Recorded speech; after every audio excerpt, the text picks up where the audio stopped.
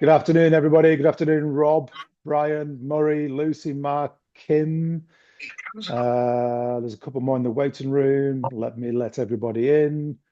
Afternoon, everybody. As always, when you enter the webinar, if you'd be kind enough to mute yourselves, and if you're feeling brave enough, like Murray and Emma, let's see those, and Kim, let's see those smiley, happy faces. There's Brian, obviously tuning in from Fiji or something. Good afternoon, everybody. Good afternoon, everybody.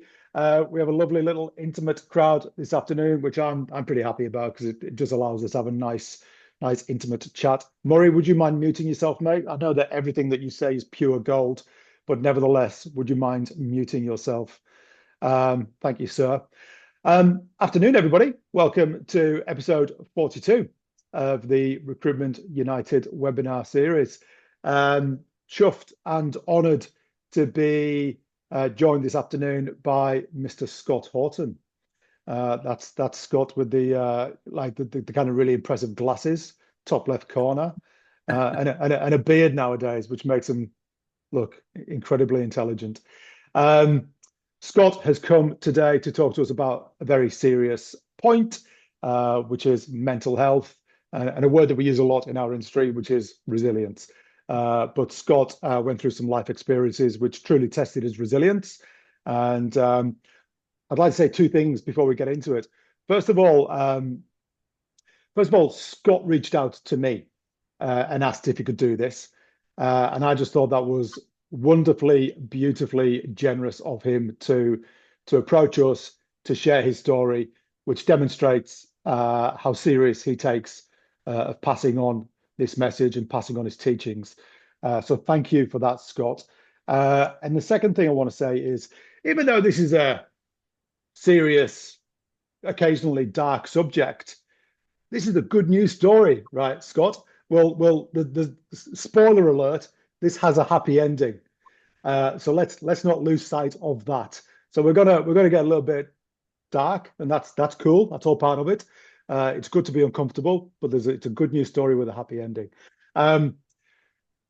Scott, mate, thank you so much on behalf of Recruitment United for taking the time to be here today.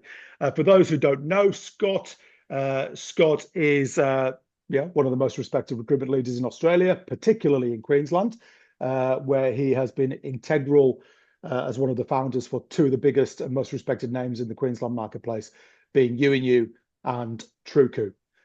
So Scott's in the thick of it up there in Queensland, but his entrepreneurial tentacles are now spread all across Australia. Mate, we'll get into it. So we know you're an esteemed and respected recruitment business owner, and I think from the outside looking in, anybody who've been looking at your life will go, Scott Horton's got his shit together. And that was certainly what it would have looked like back in, what was the actual year when you felt things were starting to go wrong? Was it 2000 and 2016. Yeah. Okay. Yeah. Okay. So if somebody looked at your life in 2016 and didn't necessarily know what was going on behind the scenes, what would they know about Scott Horton? Yeah, well, I guess before I kick in, just big thank you to everyone for joining today. It's it'd be nice to meet you all. And I think I've said to Pete, I've been really impressed with the work he's been doing from a Recruitment United perspective and the community he's built. So it is great to obviously speak to you today. Pete, to answer that question, really openly, I think at the times, if I sort of go back, it's probably 10 years now, 2015. So we'd built U from scratch. We'd gone from, originally two of us, then to four. And at the time, I was exiting the business. It was a really successful business. I can't remember exactly sort of revenue size, but let's say, around about that 50 mil. We're just looking at expanding into Sydney. So everything was going well. I made the decision. I was going through a marriage separation. I decided that, I would also exit U at the same time. It just seemed cleaner at the time to do that. And, in hindsight, and hindsight's a wonderful thing, I was effectively going through two divorces at the same time, so not ideal. I've actually had two divorces since then, so yeah, I'm probably fairly well equipped at divorces now. But I think if I looked at myself at that point in time, you would probably go, yeah, everything was going really well. I've got three beautiful kids. Really nice house.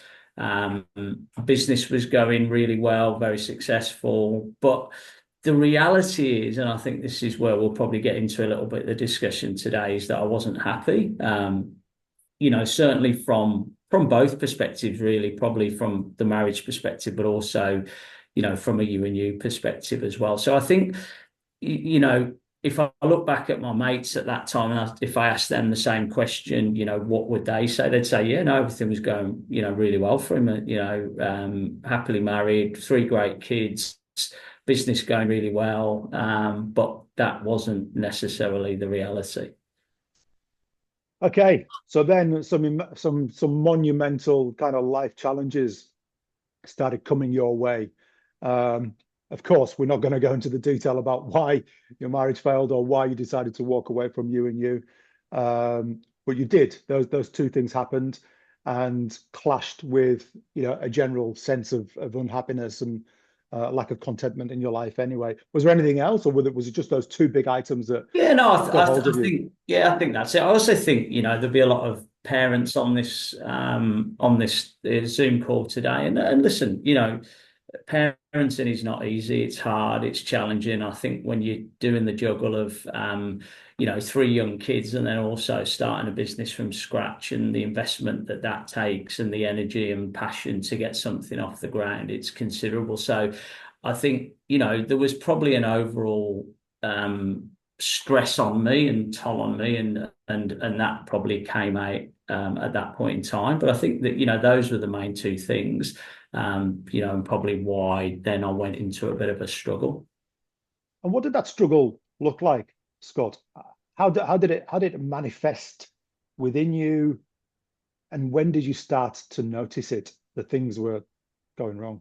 Yeah, it's a good question. I think as you said at the start, this is it's a good news story, which is why I wanted to share it today because I am here, I am on this call 10 years later, and it could have been very different. But I think so. The one thing I would say is, and probably where I'll start this is around, because we're going to talk about resilience, and I think resilience is really important in our industry, and I'll get onto that a little bit later. But I think it's probably a good point to probably explain why I thought I was very resilient, but actually I wasn't. So if I look back on my journey, and that video you shared probably summed it up, Pete. I'd grown up with an alcoholic father, never felt safe as a kid, which is not a great place to be. So always felt on edge. Dad would come home hammered a lot of the time, and I think as a kid, that's the worst place you can be. For the record, my kids have never seen me drunk, and that was always something that I've been gone through what I went through. I said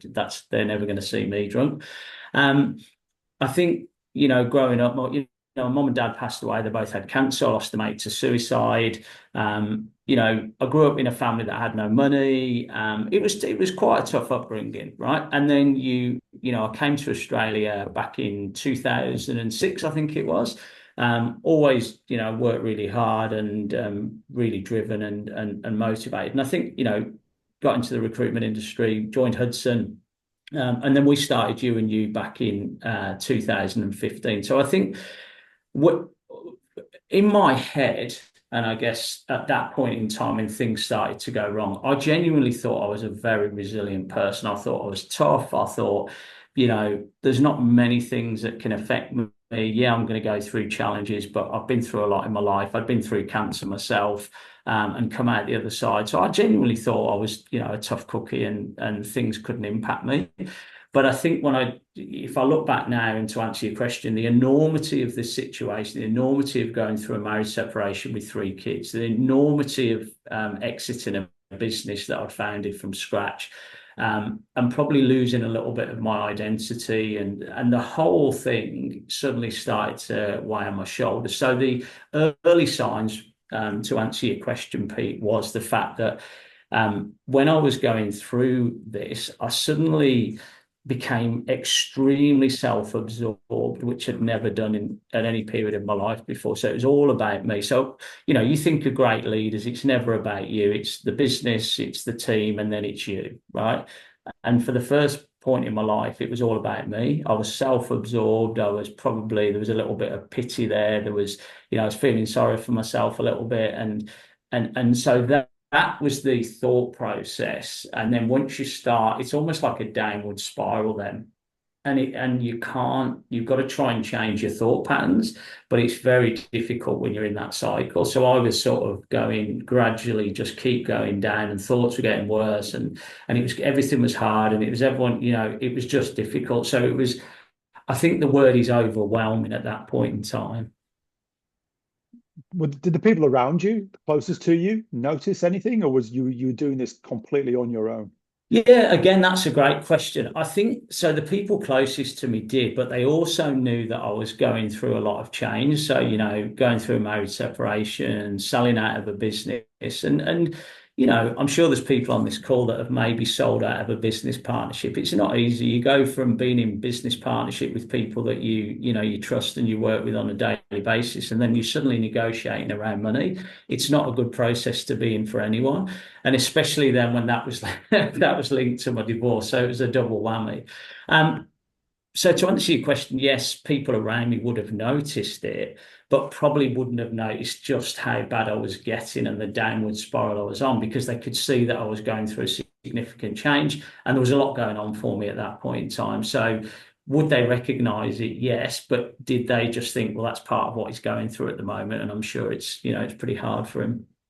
Mm. And I suppose, okay, so people on this, I mean, I'll use myself as an example. I think it's dangerous for me to listen to Scott Horton's story and think to myself, oh, well, I'm okay because I'm never going to sell a massive recruitment business and I'm never going to have my divorce attached to it, so I'm going to be fine. I think your problems that you experienced were relative to you at the time, and we all have our you and yous, and we all have our divorces. They just come in different packages, I suppose. Um, so when it all kind of started hitting you, were you surprised at how quickly you spiraled downwards? Yeah, and I think that's, and probably one of the things that I wanted to share today is just probably some of that insight to, yeah, just how quickly the downward spiral happened for me. So I remember I flew down to Melbourne and I was deciding what I was going to do post you and you. And I went to meet with a couple of guys at the time who'd just launched a business called Life Hire. You guys might know Life Hire, and they were just really looking at how they could commercialize the operation across Australia. And I was meeting with the two founders. And I remember I came out of my hotel and I was just staying down there and I was going to meet with them, and I was really struggling to walk. And I was thinking, oh, there's something not right with me here. I'm just, I'm really struggling. I was even struggling to communicate. And that was within a period of a couple of months. So this is the speed of how mental health and well-being can be impacted quite quickly. So it had almost become physical because it was overwhelming me so much that downward spiral just happened so quickly. So, going from probably 3 months before in a business where there's a lot happening and I'm involved on a day-to-day basis to literally that downward spiral quite quickly. So the impact of that and the significance and how quickly it happened really took me by surprise. Looking back now, I'm shocked how quickly that could happen. Did any kind of rock bottom follow? And if Yeah, I so, mean, and if what did that look like? yeah, I mean, I think that trip in particular was probably getting as close to rock bottom as I came. And I think I remember it was probably about 6 weeks later, I went back to Melbourne and I was, meeting with the guys again. And then that is when it really hit me. And I remember I was at Melbourne Airport and, I drank a bottle of wine before I even got on the flight. And I was just in a really, really bad way at that point. And I remember, and this was a significant, but I remember calling my sister, and I was in Melbourne, and I started going back to things that had happened in the past, and I was really apologising to her, and I'm sorry about that, and this, and then she's going, what are you talking about? This has no what's happening, and it was just, I think at that point, then I knew that I wasn't sure whether I could carry on, and that's quite hard for me to say on this call without getting a little bit choked up. But that was the reality of where I was. So it was sort of absolute low point. I remember calling a mate, and he knew how hammered I was at that point, could hear it in my voice. When I got off the plane at the other end, he was there at the airport, grabbed me, took me home, got another mate round, and it was a bit of an intervention. And they just basically took me straight to the doctors. The doctor then said, "You need to go to the Belmont Hospital, which is in Brisbane. It's a psychiatric type hospital." And I got admitted, and the guys were really worried. And you can imagine, sort of then I was there for a week. I only wanted to see my sister. I didn't want to see anyone else. So that from literally that was probably in 6 months of everything being great to that within that period of time. So it was significant in terms of that downward spiral. Well, mate. So you're in hospital for a week, without getting into the kind of mechanics of it all. How did you pull yourself after a week? What happens after a week, and how do you start what is presumably a very, very slow road to recovery? Yeah, you're spot on. I think it is a slow road to recovery. So the good thing is that, I came out of hospital after that period of time, again, surrounded myself with people that I care about, my sister, really good mates, talked about everything, started seeing a counsellor, medication helped for a period of time as well. And then I think the great thing is, and this is the great thing about, you always talk about your network being your net worth, but I had a lot of really senior people in my network. And, I just started reaching out to a few people, going to have coffees, reconnecting. And there's a great guy called Mark Renke. He was on the exec team at Suncorp at the time. He's now in Sydney. He runs the consumer business for news. And I caught up with Mark. We've been friends for a long time. And he put me in touch with a guy in Sydney called John O'Nicholas, who ran a charity called Reach Out Australia. And Reach Out Australia, it's the biggest online charity for around mental health and well-being for young Australians and their parents. And actually, that was the best thing he could have done, because I went to meet Jono, and Jono asked me if I could, support him from a Queensland perspective in terms of, really getting the reach out message out to the community in Brisbane. So I suddenly had a little bit of a purpose again in terms of, okay, well, this sounds good. Obviously, I didn't want any money for it. And actually, it reminded me of, when I was going through cancer and I was having chemotherapy and I lost all my hair. And I remember walking out one day, and I was at the Royal Marsden in London. And I walked out and I was feeling sorry for myself, as you would, because you've just had a bout of chemo. And I remember two young kids came. So there was the adult hospital and the children's hospital. And the kids came over, and they've lost all their hair as well, but they're kids. And it puts everything in perspective when you go, well, I'm an adult, right? I was 29 at the time. So you've got these two little kids who've got no hair and they've gone through cancer as well. So it was a bit like that, where you put everything in perspective and go, hold on a minute, I've had a really good run here. I've got three great kids. I've run a great business. The Reach Out Australia is there for young Australians and the pet. People are going through mental health and wellbeing problems all the time. Actually, I've got nothing to worry about here. So it was actually that connection with Mark, and then into Jono, and then doing a lot of work to really spread the word of Reach Out Australia, that I suddenly went, actually, perspective, I've actually got nothing to worry about here. So it was a really good reminder of how lucky I am. So even though I'd become self-absorbed through going through what I'd gone through, it was a really good way of coming out of the side. So that sort of volunteering and again, having a purpose, and then really starting to think about, okay, well, if I've done this before at you, I probably can do it again. And then you start going, okay, well, what could this look like in the future? But having a community, I mean, I think what you've done with Recruitment United is build a community, and that community is really important when you're going through a tough time. having great friends, having a great sister, all those things are really important. Having people that you can pick up the phone to, go for coffee, it's all really important in terms of just building that resilience back to be able to go again. Was there part of you that was guarded and self-protective though when you thought about going again and the potential risks that came with that, or did you just think I've learned so much about what not to do, I'm going to be okay? Yeah, so it's a great question. No, I think it'd be quite arrogant to think just because you've done it once you could do it again. And I think it was a very different environment. Mentally, I probably wasn't in as good a head shape or headspace, I should say, as I was when we started you and you.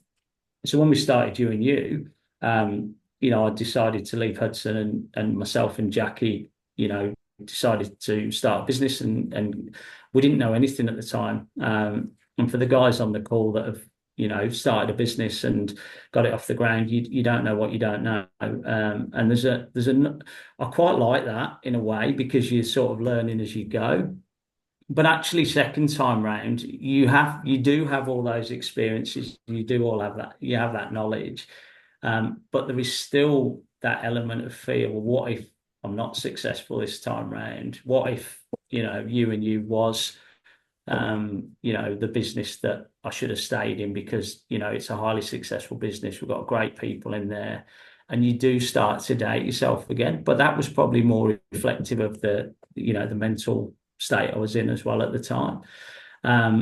But what do you do at that point? You surround yourself with other people and great people because you can't run a business. Well, in my mind, you can't run a business without really good business partners because you need someone on the journey with you. Even yourself, Pete, you've got Frank over in the UK. I know you're miles away from each other, but you have a business partner. And the most successful businesses that I've seen, certainly in our industry, there's a partnership, and that's difficult. Business partnership is really difficult, and I've been through it twice. And it's but I'm 8 years into the TrueCoo journey with two business partners that there's not many businesses that can say we're 8 years in and we're all still really happy and we get on really well. And that for me, that's a big thing. So hopefully that answers that question for you. You have okay. So back to recovery, right? Because it's and then we'll come back to the business side of things. You have to be ever vigilant, right? Because if you've had problems before, there's always the chance that they might recur. I mean, I don't drink, right? I don't drink alcohol, so I'm constantly vigilant on the subject of. I'm not going to go out and have 2 bottles of wine and just assume everything's going to be okay. I'm vigilant. I leave it alone. I stay away from it. I'm careful. What have you done in your life to protect this newfound mental health strength? Yeah, I think it's like anything, isn't it? It's like the question of, if you've done a business before and then you do another one, if you've had mental health and well-being challenges, the chances are it could happen again. So I'm not naive to the fact that it couldn't happen. I had a little blip, last year where things got a little bit overwhelming for a period of time, and I really struggled. But I recognised it early, and I did something about it. And I think so. The key for me has always been, you need to talk to people. I think you can't keep these things to yourself, and I think you need to be open to talking to people and sharing what's on your mind and what's challenging at that point in time. There's a lot of support that you can get, online support, and a lot of organisations that are really there to support people from a mental health and wellbeing perspective. But I also think, your mates are there. It's surprising if if you pick up the phone to someone and have a conversation with them and say you're not feeling great, they'll be there in a heartbeat. So I think you just have to be really open and honest, and you have to recognise if you are feeling a bit low, but there are always people that are there to support you. And I think that's the great thing about a community, is having that ability to tap into that network and other people who may have gone through previous challenges and problems, and are there to support you as well. So I think it's just recognizing the signs. But I think also for me, I've really simplified my life. and it's a massive thing as well. So I think, if I look back at the question you asked around if someone looked in at that point in time at you and you, what would they think? Well, I had a big house, I had a big pool, the kids, it was a massive house, and it's all show, right? It doesn't make you happy. I'm happy. I've got less money now than I did 8 years ago because I've started another business, but I'm happier now than I've ever been because I prioritize things in my life like health, like I train regularly. I'm making sure that I'm prioritizing the things that are important that are gonna get me in the best mental state that I can be in, and actually not putting pressure on yourself financially, because I think that's one of the things as small business owners, and everyone does it, is there's that I guess you look at it and you think, I can take money out of a business. We could take money out of Truku at any point we wanted to, right?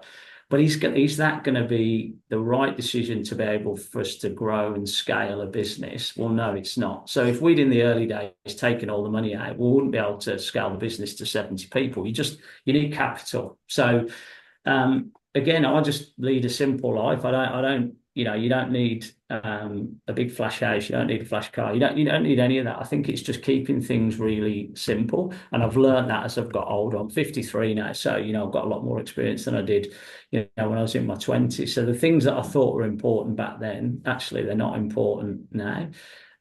So I think that's the big learning for me, is keep things simple, focus on what's important for yourself.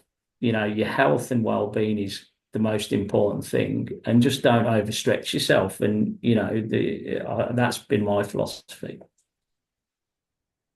Yeah. Okay.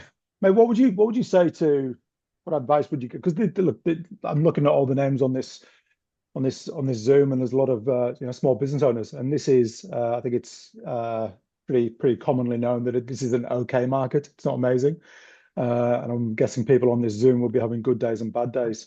Um, what advice would you give to somebody if the bad days start creeping up and start outweighing the good days? Yeah, it's a really good question, isn't it? Because it is difficult, isn't it? I mean, if we wanted to have an easier life, we'd work in a different sector. That's the reality of it. Yeah. We've picked a really tough sector, and but it's so enjoyable as well because we get to work with people every day, and I think that's what draws us into the recruitment world. We get to work with great clients, great candidates, great colleagues. So yeah, it's probably no real answer to that. I think this is where it comes down to your own resilience as well. There are going to be, we always say there's going to be really bad days, there's going to be really bad quarters. And I think this is what you've done with the community, is that everyone's going to feel that same thing. They're going to go through a process where they struggle. I look at things. I read an interesting article the other day. Happy to share it with you, Pete, if you want to share it with the group. But it was Yeah. around agility and consistency. So, to build a business from scratch to the size that we are now, you need agility because you've got to do different things. You've got to wear different hats. You've got to do different jobs. You've got to do lots of different things if that's what you want to do. Or if you want to be known as an expert in what you do, so everyone would know that you're a rec to rec and you've built a really good community of like-minded individuals who run their own business, right? It's crystal clear because you've been consistent. How long have you been running Mint Recruitment? Long time? 21 years. 21 years. So what you've done is you've been consistent for a long period of time. So people know what you've done, you build a reputation, etc. So I think as business owners, you have a choice really. You're either going to be agile and you're going to maneuver and you're going to think, okay, well, what do I want to do? Do I want to scale a big business, or do I want to be consistent, be known as an expert, and really that's what I'm going to hang my hat on? So when I do have those tough days, that's what I'm going to go back to. We have a thing at Truku where we say strategy, structure, people. So if ever I'm having a bad day, I go, is the thing that's keeping me awake. Is it part of our strategic plan? If it is, then we've got to dig in and go, okay, well, have we got the structure right and have we got the right people? If it isn't, then why are we doing it? Because actually it's not part of our strategic plan. So I think it doesn't matter what size and scale you are. If you go with strategy, structure, people, if your strategy is, I want to be the number one rec to rec in Australia, and this is how I'm going to do it. This is going to be my, the strategy is this, my structure is this, and these are the people I'm going to work with. Well, then you can default to that even if you're having a bad day, because you go, am I sticking to my plan, and this is what I'm doing? I also think, when things are tough, you have to work harder. You just do. That's just the reality of it. You just have to dig in and you have to work harder. So, and smarter, obviously, but hard work does get results. It's as simple as that. So I think my advice to this group would be, when things do get tough, look at what your strategic plan is. Are you sticking to it? Have you got the right structure in place? Have you got the right people? And are you working as hard as you possibly can be? And if you're actually not, I heard a great one. This wasn't my quote, but I heard this recently. Is that you can feel 80%. Right? I could feel 80% today. I've come in, I feel 80%, but I'm going to give 100% of that 80%. Because I might have a cold or I'm not feeling great, but I'm going to give 100% of that 80%. And that's all you can ask of people, really. So I think it's just the ability to dig in when things, times are tough, or get advice. And am I going down the right path here? Have I chosen the right industry to be recruiting in? What's happening? What are the market trends? All those sort of things. And people will give you advice as well. Does that make sense? Yeah, makes perfect sense, mate. Makes perfect sense. Mate, we're going to talk in a minute about the good news, the happy ending, the happily ever after, and where you are now, and what True Cure looks like. Just got a quick question from Chris. And by the way, if anybody else has got any other questions for Scott, because it's a relatively intimate crowd, just shout out or stick them in the chat. Well, Chris has got a question for you, Scott. When you recognize you are dipping in headspace again, because I think you mentioned you had a little blip a while ago. How do you recognize it, and what do you do in that moment to get yourself back on track? Yeah, it's a really good question. So I knew I wasn't feeling good. I was having, very negative thoughts. So I'm a really positive person, right? I'm the eternal optimist. So when I'm thinking negatively, there's got to be a reason for that, because it's not my normal psyche. Normally I'm thinking really positively and everything's going to be great. So I could tell that I was a bit negative, and I was looking at the, I guess, what could go wrong rather than what could go right. So I recognised that straight away. And I just let people know. I let 10 people know in our business that I was struggling. So even though I'm one of the founders, and people look to me and go, well, you should be mentally strong, you show up, you're the leader. At the end of the day, if I'm not feeling that way, I'll let people know. And then guess what? They all reached out.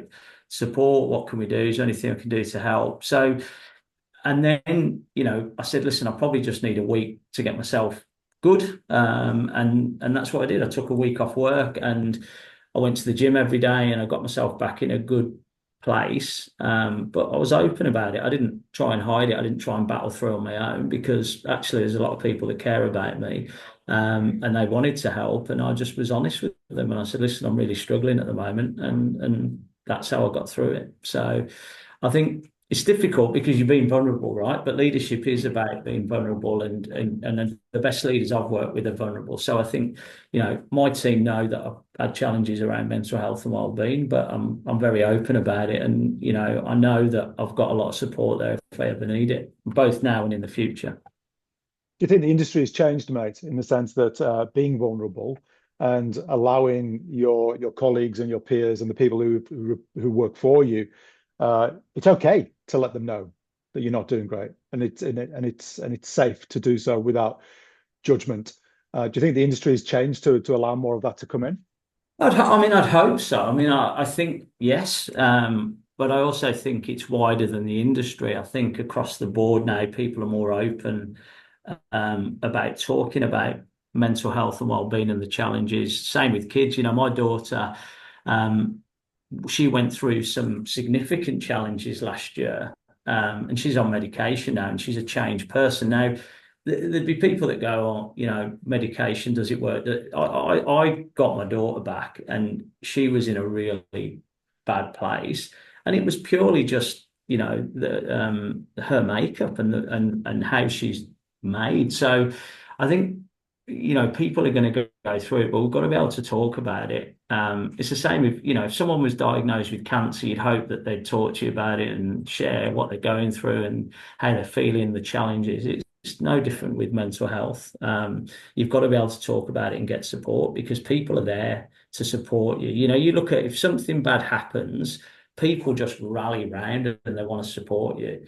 And they'd much rather support you while you're alive than doing something that could end your life because you're that low. So people are always there for you. You've just got to be open around communicating that with them.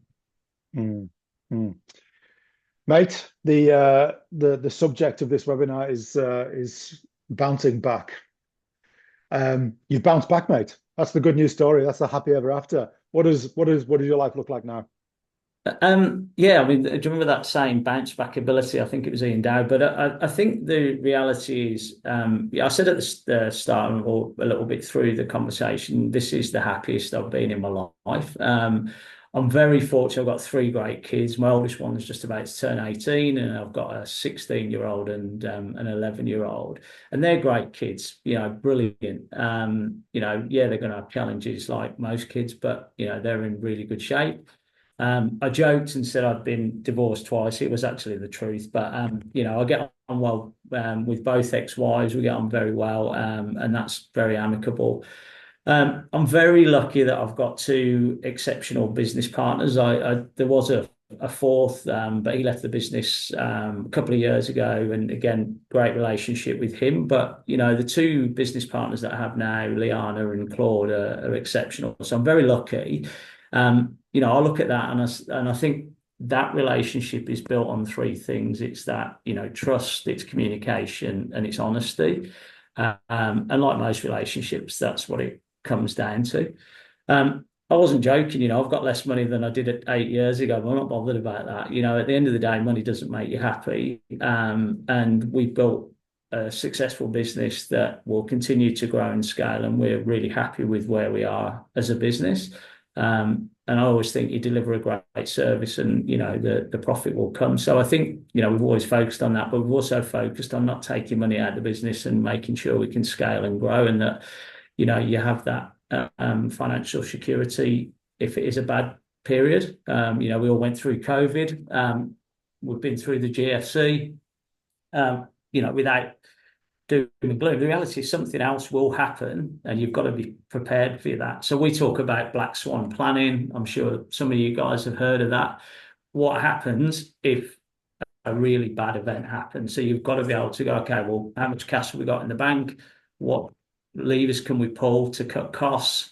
We know that perm will drop considerably, contracting will drop. We all know these things will happen. So just plan for that and prepare for that if in the event that it does happen. Now, fingers crossed, nothing does happen, but we've all been around long enough to go, there'll be things that will happen. So I think, to answer your question, I'm really content with where I'm at in my life, and really happy. And I think I feel very fortunate that I am where I am at this stage in my life. The other thing we've done recently, which has been a game changer, is the three founders, we've dropped down to a 4-day working week.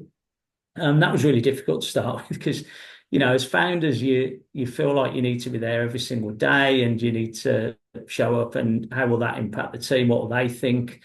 But you know what? The team love it as well. We're out of their way. We've got brilliant EGMs across the business now. We have to get out of their way because we've become more of a corporate business. So actually having that extra day will ensure longevity for us as the business scales as well. So again, that's prioritising our mental health and well-being and our health. And it's been great. And we love it now, and we're not I think to start with, we're going, oh God, how's it going to go down? But actually, it's brilliant, and everyone's embraced it, and we embrace it, and it's been a game changer. So yeah, genuinely, and I say this, it's the happiest I've ever been, which is a great thing to be able to say to this cohort. Scott, that's a beautiful place to wrap up then, I think. Mate, thank you so much. Look, I knew the headlines of your story, but there's bits and pieces in that story that I had no clue of, mate. And I'm very, very grateful that you were happy to come here today and share it with us. And I hope it acts as inspiration to anybody on here who is doing it tough, that there is always light at the end of the tunnel. But if there is somebody on this group, either right now or watching it back later on, and you're doing it tough, please reach out to me or even Scott. I know Scott will be Yeah, happy to yeah, no, help anybody reaching yeah. out, and just know that you're not on your own. And Scott, mate, thank you so much. Really, really, really, really grateful, and so happy that you're happy, mate. You deserve it. That's good, and yeah, I mean, as Pete, to finish, same goes. I mean, one of the reasons I wanted to connect in on this group is to say that, and if anyone does want to reach out in the future, either personally or professionally, more than happy to be a sounding board and help, because I'm very lucky that I am on this call today. It could have gone another way, but so I do feel blessed that I'm here and I can support other people and help. So always keen to do that. Legend. Thank you so much, Scott. Mate, you're a legend. Thank you so much. Thanks, everybody. Have a great afternoon. All right. Thanks, guys. Thank you. Take care.